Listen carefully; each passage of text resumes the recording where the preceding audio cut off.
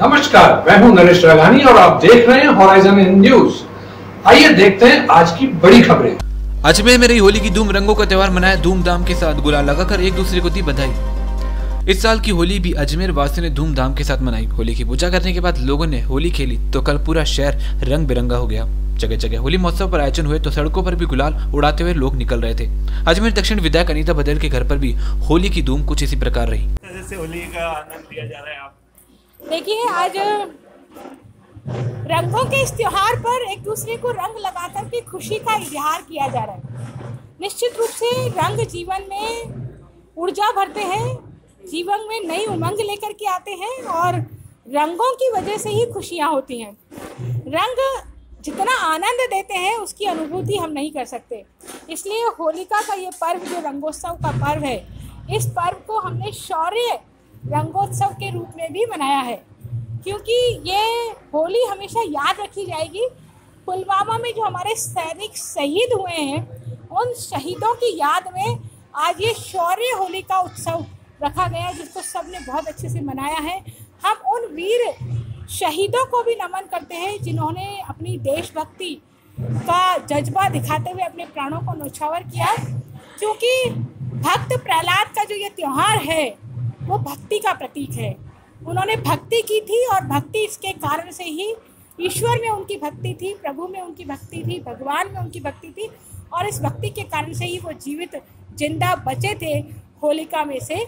और इसी भक्ति को देखते हुए हम उन जवानों को नमन करते हैं, शहीदों को नमन करते हैं जिन्होंने इस राष्ट्र के प्रति अपनी भक्ति का प्रदर्शन करते हुए अपने शौर्य को बनाए रखा। एक बार पुनः उन वीर शहीदों को इस होलिका के महोत्सव पर बहुत ढेर सारी सी हमारी जो है श्रद्धा है, हमारा नमन है और हम उनको ताउम्र याद रखेंगे।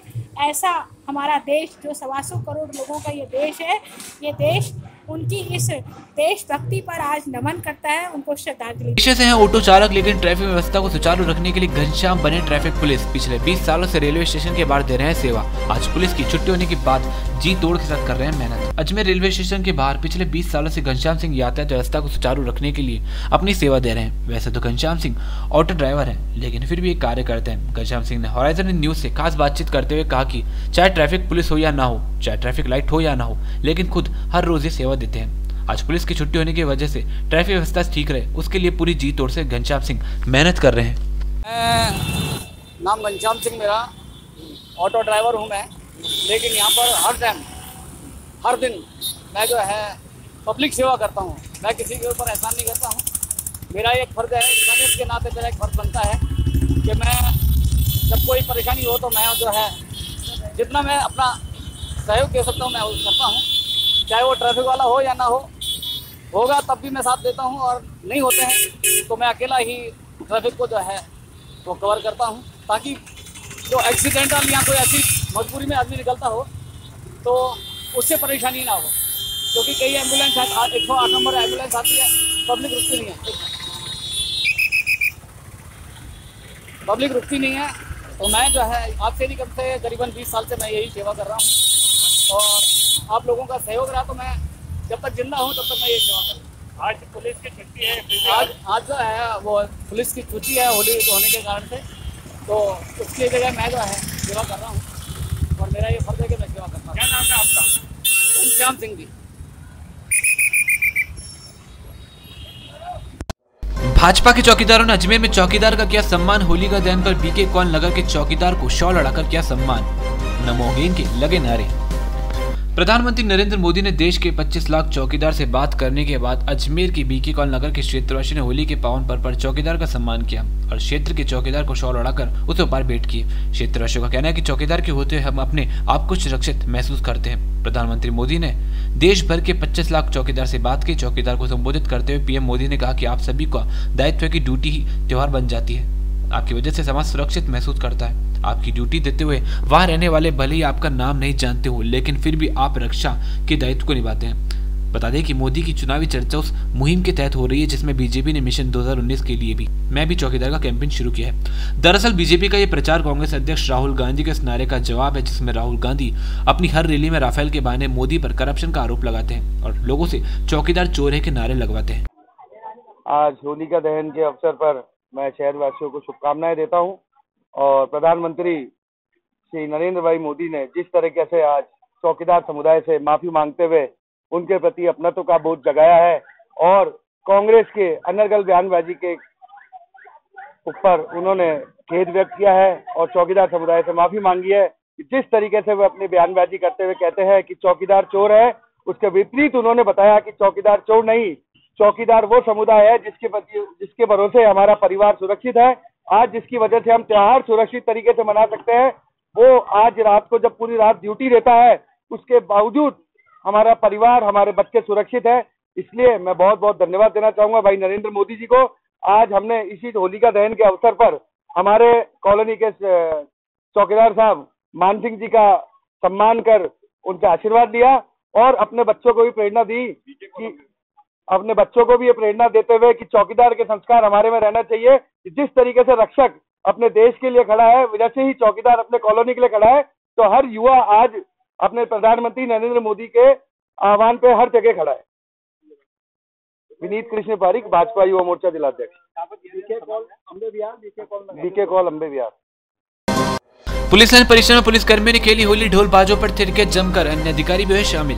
अजमेर में आज पुलिस लाइन परिसर में पुलिसकर्मियों ने जमकर होली खेली। पुलिस लाइन में खेली गई होली में आईजी अजमेर, जिला कलेक्टर, एसडीएम सिटी और पुलिस अधीक्षक सहित जिले के सभी पुलिस के आला अधिकारियों ने होली खेलकर होली का त्योहार मनाया। इस मौके पर आईजी, डीएम और एसडीएम सिटी सहित पुलिस अधीक्षक ने पुलिसकर्मियों को होली के पर्व की शुभकामनाएं दी। पुलिसकर्मियों की इस होली में पुलिसकर्मियों ने संगीत की धुनों पर थिरकते हुए जमकर एक दूसरे पर गुलाल और रंग लगाकर बधाइयां दी। पुलिसकर्मियों ने ढोल बाजे के साथ डीजे की धुन पर जमकर थिरकते हुए एक दूसरे के साथ होली खेलकर होली का त्योहार मनाया।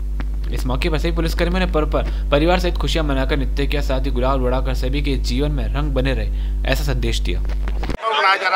देखिए, जैसा कि आप सभी को जानकारी है, कल होली का त्यौहार था। सभी जवानों ने बहुत मेहनत की है, बहुत शांतिपूर्ण तरीके से हमारे शहर की होली संपन्न हुई। आज हमारे जवानों की होली है। आज देख रहे हैं जैसा कि आप जवान हमारे यहाँ पर गुलाल के साथ होली खेल रहे हैं और डांस कर रहे हैं।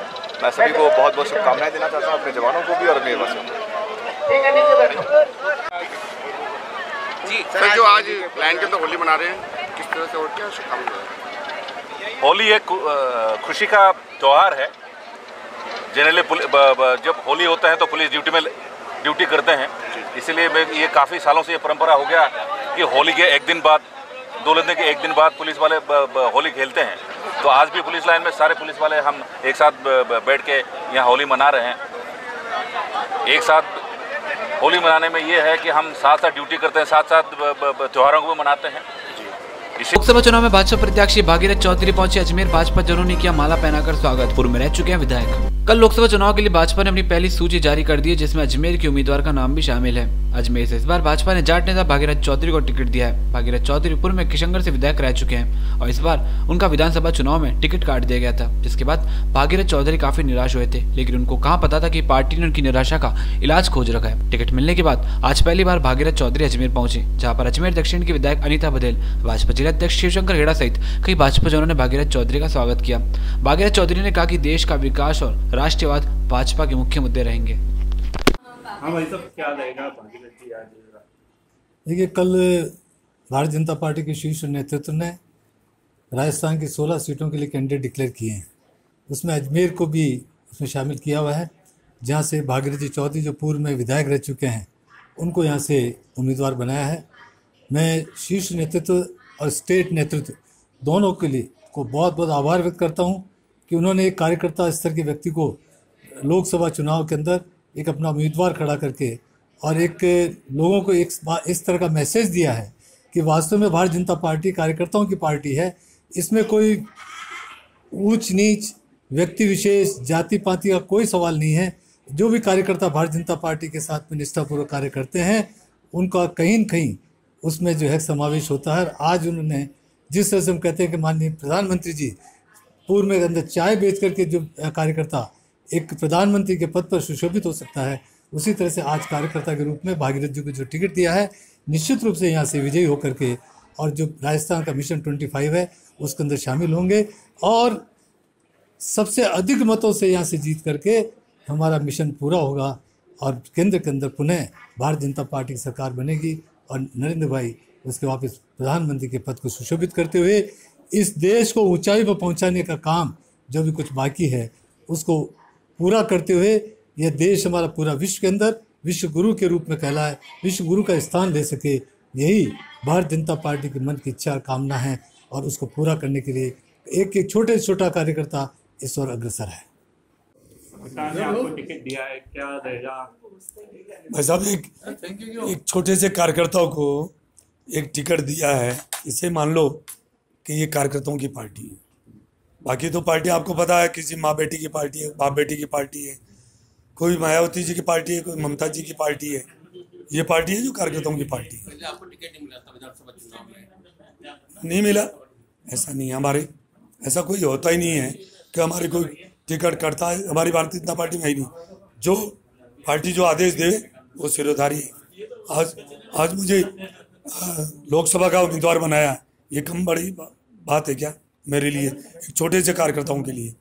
और ये कार्यकर्ताओं की पार्टी है, ये भारतीय जनता पार्टी। हाँ, सब कार्यकर्ता देखो, जनता और कार्यकर्ता सबसे बड़ी चीज होती है, और वो है ना, वो भारतीय जनता पार्टी के साथ है। ठीक है, कभी एक्सीडेंट खुद हो जाती है, कोई घटना, वो एक अलग बात है। बाकी आपको पता होना चाहिए कि किसान के अंदर जो कांग्रेस का जो कैंडिडेट था उसकी जमानत जब्त हुई है। हमारे राजस्थान में नहीं, 3 स्टेट में चुनाव है, तीनों स्टेट में कांग्रेस उम्मीदवार के सबसे कम वोट किसान विधानसभा क्षेत्र में आए थे। हमारे कैंडिडेट के 65,500 वोट आए थे, उनके 15,000 वोट आए। लोकसभा चुनाव सबको साथ लेके, सबका साथ सबका विकास, हमारा ध्येय यही है। छत्तीसगढ़ को साथ लेके चलते हैं। क्या मुद्दे देंगे आपके? मुद्दे हमारा जो विकास, जो केंद्र की सरकार ने और हमारी पूर्ववर्ती सरकार ने जो अनेक कल्याणकारी कार्य किए हैं, जो विकास के काम किए हैं, जो उन विकास को लेकर हम जाएंगे। दूसरा, राष्ट्रवाद, सबसे बड़ा हमारा मुद्दा है राष्ट्रवाद। देश सुरक्षित रहना चाहिए, और देश, हमारे देश के यशस्वी प्रधानमंत्री नरेंद्र भाई मोदी जी के हाथों में ये देश सुरक्षित हो सकता है। सेना का मान सम्मान किसी ने बढ़ाया है तो भारतीय जनता पार्टी ने बढ़ाया है। इसलिए, और कांग्रेस की नाकामियां, उन्होंने कहा हम 10 दिन के अंदर कर्जा, किसानों का संपूर्ण कर्जा माफ कर देंगे, हम युवाओं को ये दे देंगे, वो दे देंगे। वो सारे जो झुंझुना उन्होंने पकड़ाया, उनकी नाकामियों को लेके जाएंगे और हमारे विकास के कामों को लेके जाएंगे, और राष्ट्रवाद के ऊपर हम चुनाव लड़ेंगे। हाँ मैम, बताइए किस तरह से भागीरथ जी को टिकट मिला, क्या रहेगा? देखिए, भारतीय जनता पार्टी ने कल जो 184 लोगों की सूची जारी की है, उसमें राजस्थान के भी 16 सीटों पर अपने उम्मीदवारों का चयन करके उस लिस्ट को जारी किया है। अजमेर से हमारे 2 बार के विधायक रहे माननीय भागीरथ जी चौधरी जी को टिकट मिला है, जो बहुत ही सरल स्वभाव के हैं और अच्छे व्यक्ति हैं। और निश्चित रूप से ये चुनाव जो है वो राष्ट्रीयता वर्सेस अराष्ट्रीयता के बीच में होने वाला है। और जिस तरह से पिछले 5 सालों में नरेंद्र मोदी जी ने जो इस देश को नई दिशा देने के लिए जो काम किया है, विभिन्न योजनाएं वो लेकर के आए हैं, चाहे वो आयुष्मान भारत हो, चाहे उज्ज्वला योजना हो, चाहे किसान सम्मान निधि योजना हो, बहुत सारी योजनाओं को उन्होंने न केवल लेके आए बल्कि उन्होंने धरातल पर इसको साकार किया है, धरातल तक वो लेकर के गए और लोगों को इससे लाभ मिला है। लेकिन जो कांग्रेस की सरकार है, जो 4 महीनों में ही हमें दिखाई दिया है कि कांग्रेस आई थी राज में ये कह करके कि हम किसानों का संपूर्ण कर्जा माफ़ करेंगे। आप मेरे शब्द को समझिएगा, संपूर्ण शब्द का इस्तेमाल कांग्रेस के राष्ट्रीय अध्यक्ष राहुल गांधी ने किया था।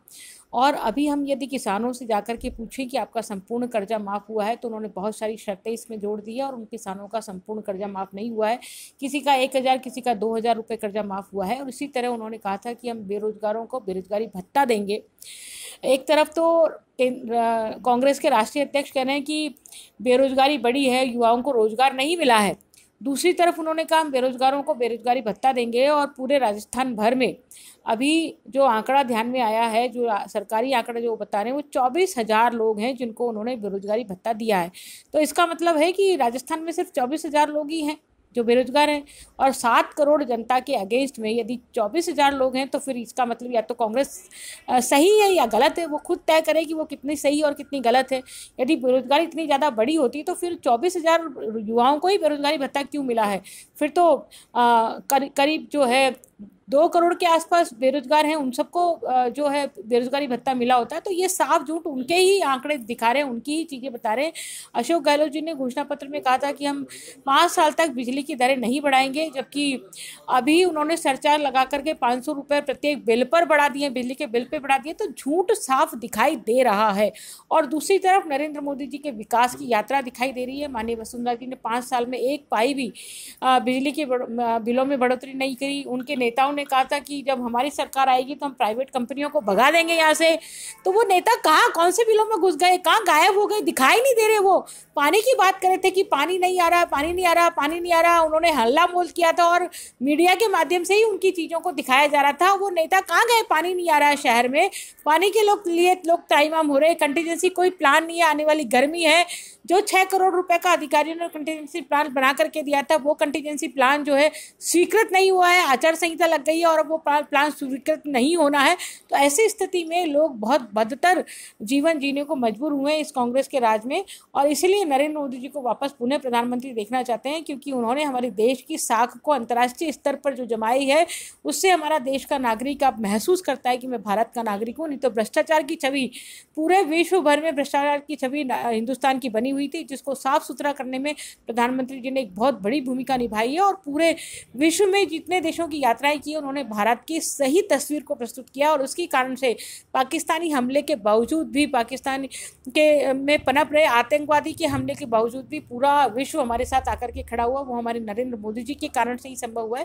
इसलिए ये चुनाव निश्चित रूप से नरेंद्र मोदी जी जीतने वाले हैं, नरेंद्र मोदी जी प्रधानमंत्री बनने वाले हैं और एनडीए समर्थित गवर्नमेंट पुनः बनने वाली है और हम 400 प्लस होने वाले हैं। खबरें विस्तार से पढ़ने के लिए लॉग इन करें horizonn.com, सच के साथ।